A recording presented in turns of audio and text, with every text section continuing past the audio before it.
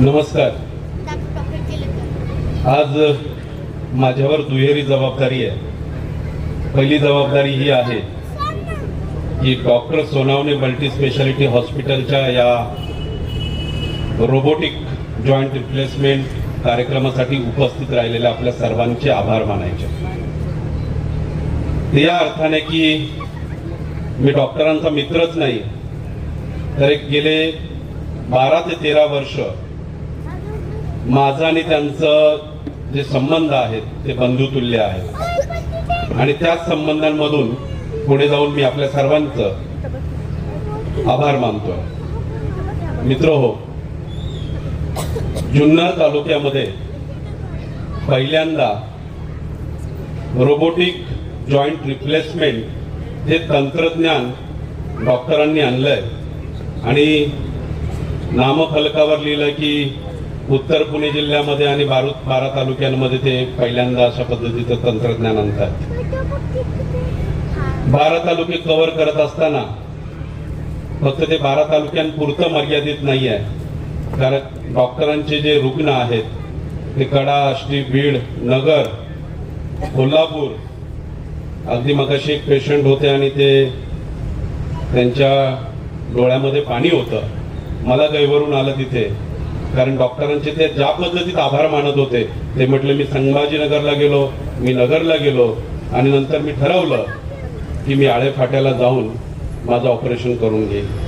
हा जो डॉक्टरांवरचा विश्वास आहे तो वादातीत आहे आणि मला वाटतं तो विश्वास निव्वळ त्या तंत्रज्ञानामधून किंवा त्यांनी केलेल्या स्किलफुल ऑपरेशन मधून नसून त्यांच्या तो स्वभावामध्ये आहे. कारण आपल्या सर्वांना हा अनुभव आला असेल की ज्यावेळेस पेशंट येतो ते ऑपरेशन करण्या अगोदर किंवा त्याला ट्रीट करण्या अगोदर ते त्याला आपलंसं करून घेतात.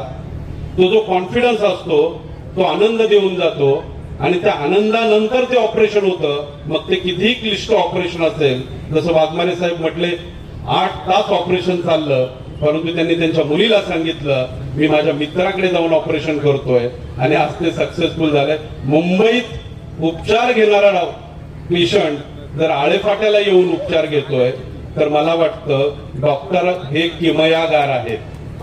मित्रो, माझ्या आईच्या कमरेच्या दुखण्यासाठी मी पहिल्यांदा डॉक्टरांना भेटलो आणि बोलत असताना आमची ओळख झाली, तुटपुंजी ओळख, पण त्याचं रूपांतर मैत्रीत झालं आणि त्याचं रूपांतर बंधुतुल्य संबंधांमध्ये झालं.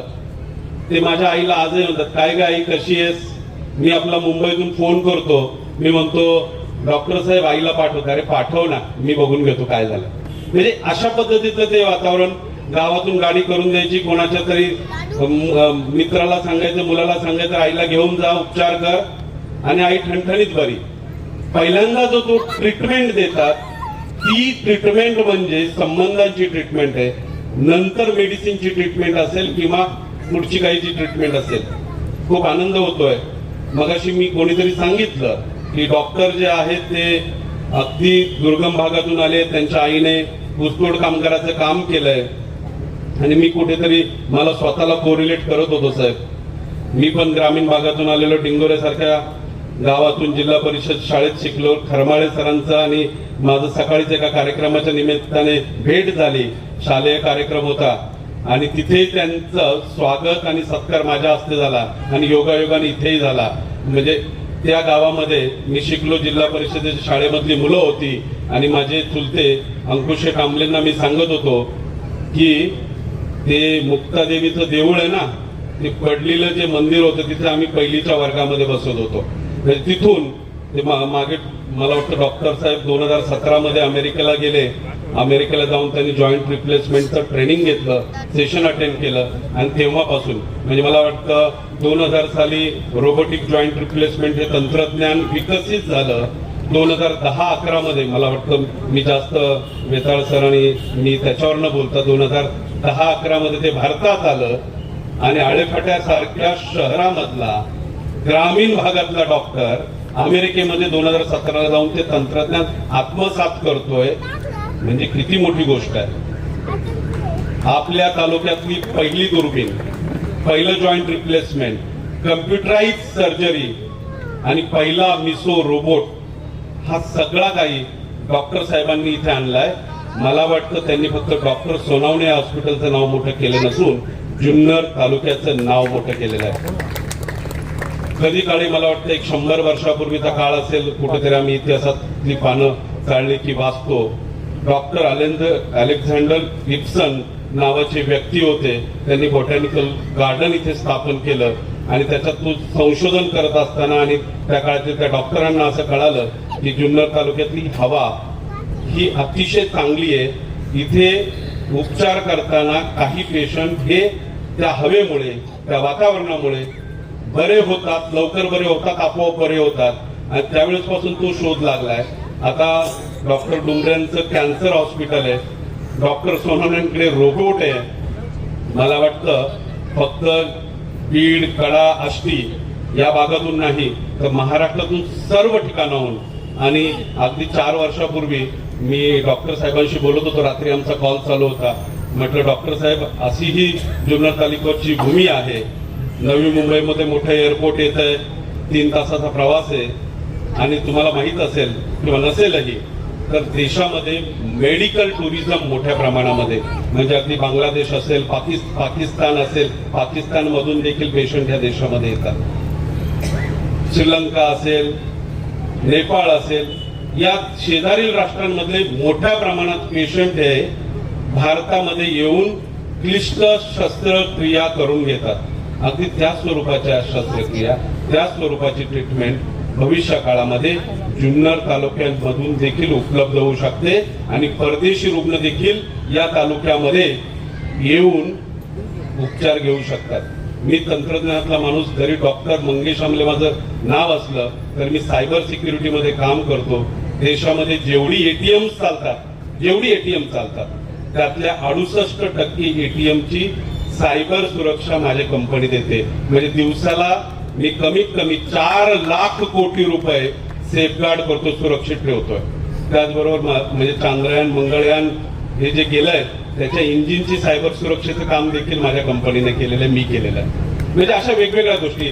खरमाळे सर आहेत, खरमाळे सरांना सांगतो इंडियन आर्मीची सायबर सुरक्षा माझ्याकडे आहे, DRDOची माझ्याकडे आहे, BSNL आहे, टेलिकॉम कंपनी व्होडाफोन असेल, एअरटेल असेल, तुमच्या मोबाईलवर जितके सिग्नल आता लँड होत आहेत ते सगळे मी फिल्टर करतोय आणि तुमच्यापर्यंत पोहोचवतोय.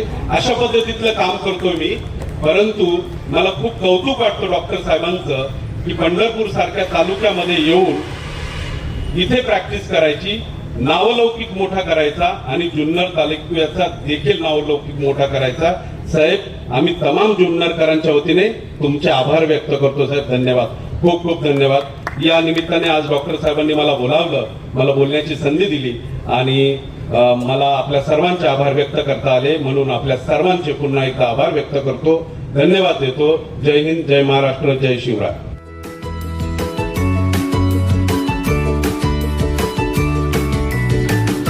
बातम्या शेतीच्या, बातम्या मातीच्या, बातम्या अन्यायाच्या, गुन्हेगारीच्या,